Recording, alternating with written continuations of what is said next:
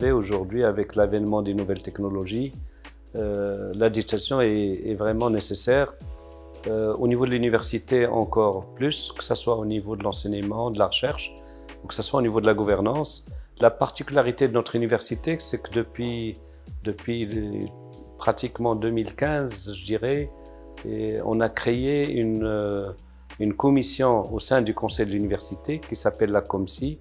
C'est la commission de système d'information. Nous sommes l'unique université pratiquement qui a créé cette structure pour vous dire l'importance que nous accordons au niveau de notre université à tout ce qui est système d'information, numérisation et, comme vous le dites, la digitalisation.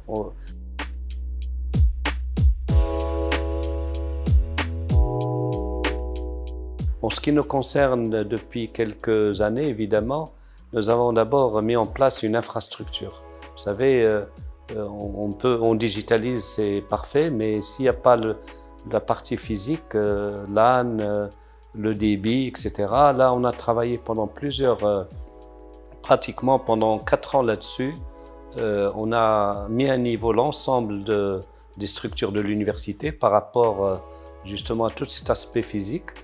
Câblage, liaison entre les sites, etc. Et puis les chambres blanches également. Et aujourd'hui, à l'instant, nous avons 3 sites. Il y a une chambre blanche ici à l'université, à la présidence. Il y en a une deuxième à la bibliothèque Sqat et puis l'autre, évidemment, à Mohammedia.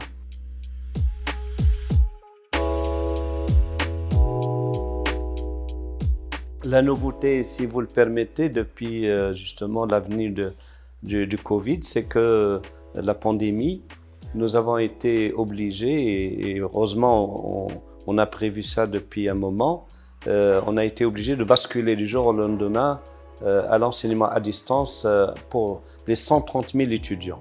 Et pour y arriver, nous avons bien sûr revu un petit peu notre politique en matière de plateforme d'enseignement à distance. Nous avons revu notre ENT, notre espace numérique du travail. Et donc, à l'heure où je vous parle, nos 130 000 étudiants peuvent suivre leurs cours à distance à 100%. D'une manière générale, nous avons évidemment mis à niveau l'ensemble de notre système. Et on espère aller vers la digitalisation et vers une université 4.0.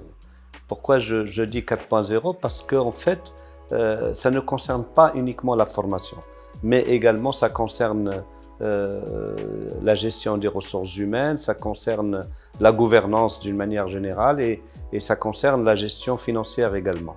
Donc voilà un peu l'état des lieux. Je peux vous dire aujourd'hui, nous sommes une des universités qu'on donne pour exemple en matière de digitalisation, puisque c'est notre priorité numéro 1, surtout en plus avec l'arrivée de Monsieur le ministre, professeur Meraoui, qui lui, il est arrivé avec des idées précises là-dessus et il veut aller vers l'université 4.0.